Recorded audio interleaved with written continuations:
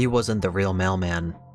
When I was 10 or 11, I was homesick from school, and I was on the couch watching TV when the doorbell rang. It was the mailman, who told me that he got a package, but it was too big so that he needed help carrying it. I wasn't that old, but I knew right away something was wrong. I asked him where his truck was because I didn't see it parked out front.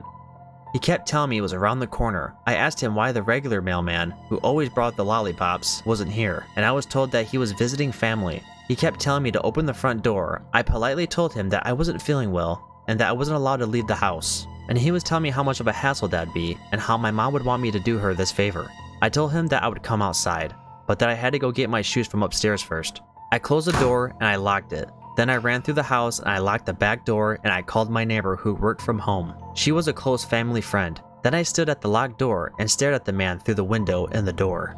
He saw me staring and yelled through the door asking if I found my shoes. So I yelled at him that I called my neighbor to help carry it because she's older and stronger. He just turned around and ran. They never caught him. I always wondered if he managed to trick some other kid. I nearly got kidnapped. When we were around 7 years old, my friends and I would go play at the park near my house. We lived in a very secluded area, the type where you leave your front door unlocked at night and whatnot. It was starting to get dark, so we all started heading home. I would take a path behind the ball fields while everyone else would go right out to the parking lot into the street to head home.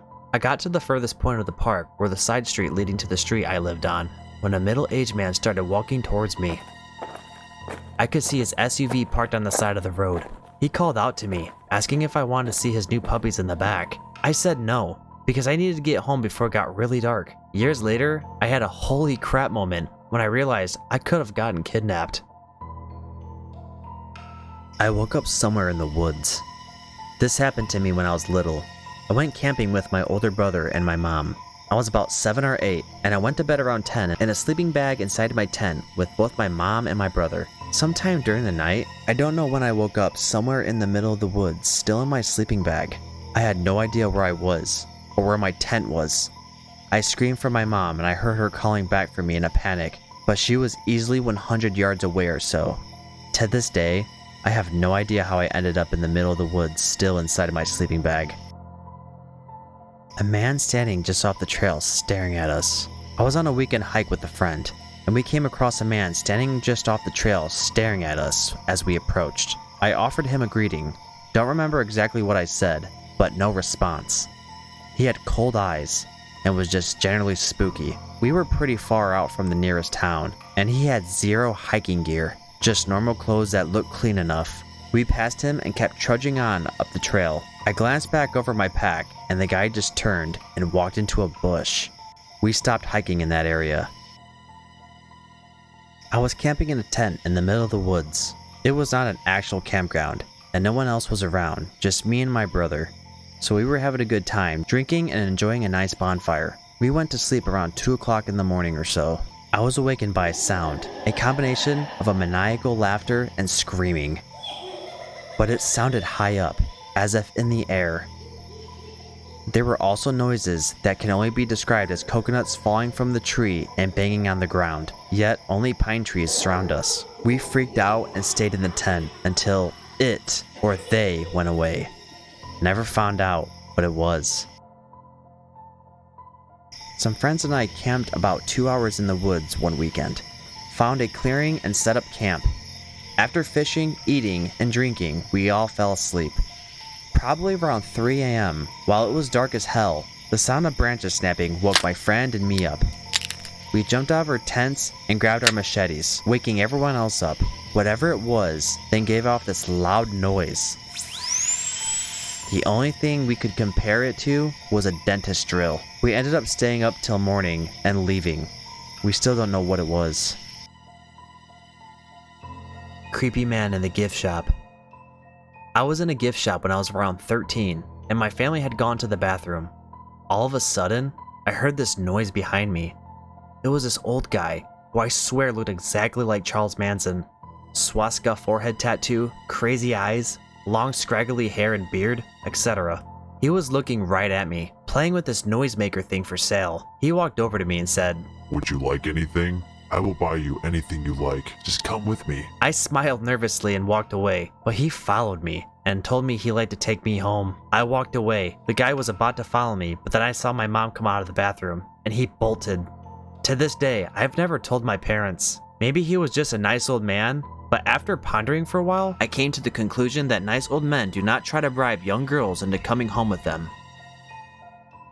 I used to teach online in the early hours of the morning. I got a notification and I switched to the Ring camera to observe a man crawl up the stairs on his hands and knees. He came up to my door in a crouched position and scratched on the door. I was freaked out. My Jack Russell is usually asleep when I teach, so he didn't immediately react. I was still teaching, so I quickly put myself on mute and I yelled, "Who wants a treat?" Doggo immediately awoke and heard the scratching and went bonkers. I saw the guy running down the driveway and I was creeped out for several days. All my friends saw this happen. I threw a party at the condo I lived in with my sister and my mom while they were on vacation when I was maybe 17.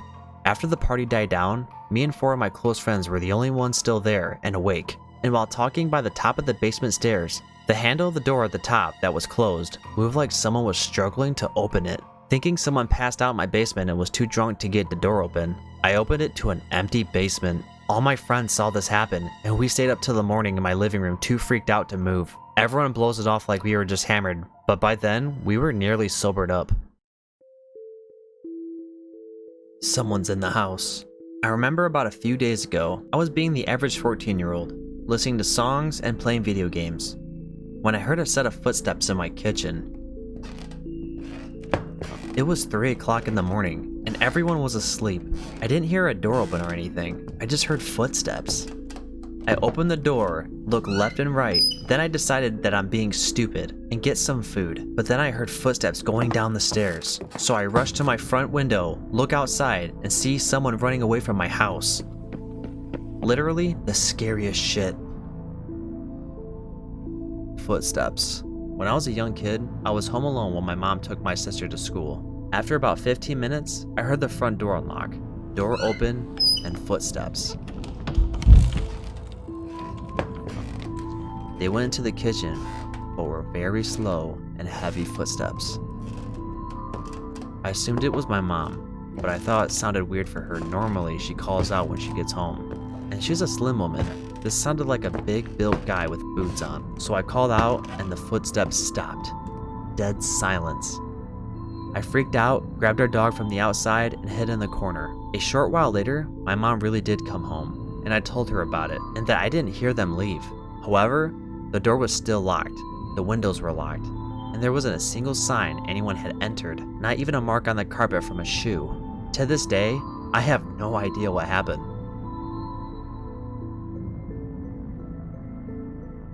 We found knives in our bedrooms. Our house was broken into when I was a kid. We were on vacation at the time, but came home immediately. I remember the house being a complete mess. My father owns a business, and at the time, he had just upgraded his home office to a Windows 95 computers. And an office of the 90s was a gold mine for home thieves. The cops told us it was probably 5 or 6 pros who promptly left when they heard on their police scanners that our new neighbor had called in. None of us have ever felt that safety of a home. The most startling part was finding kitchen knives in all of our bedrooms, knowing they had watched us for some time to know our schedule, and finding weapons that the police confirm were probably to be used if someone was home still keeps me up at night 20 years later. A murderer followed her. This happened to a friend of mine a few days ago. One night this girl was walking around the city when she started to suspect that she was being followed. She went to a hotel lobby to try to shake the guy off. She told the staff what was happening, and they insisted on calling the police. The police finally find him and take him in for questioning. They checked surveillance footage to see that he was actually following her. He was, and they arrest him. The next day, they got a positive DNA match for a number of crimes around the city. Turns out, he was a murderer around leads who have killed 3 people in the last 3 weeks. So this afternoon, I was lying in bed getting work done. It was a Tuesday, and I was pretty sure his last class finished at 1 p.m. on Tuesdays, meaning he'd surely come home at 2:30. But around 1 p.m., I heard the front door open and shut. I thought, I guess he's home an hour early today. It was normal for him to skip the last class every once in a while, so I didn't really think anything of it. In fact, I was mostly mentally preparing for the awkward post-fight, "Hey, how's it going?" conversation.